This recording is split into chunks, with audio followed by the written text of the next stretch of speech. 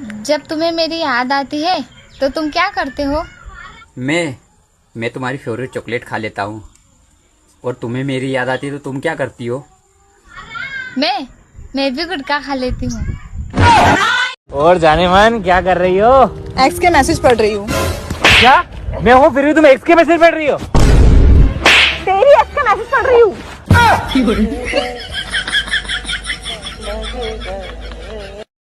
अरे पूजा, तुमको पता है वो मेरे पड़ोस वाले अंकल है ना, वो कोमा में चले गए। हाँ, पैसे वाले लोग हैं, वो कहीं भी जा सकते हैं।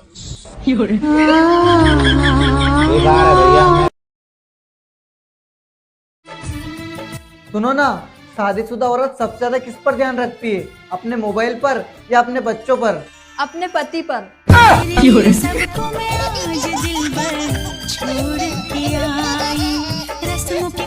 Hello hello. बोलत काहे नहीं खूब? का बोली?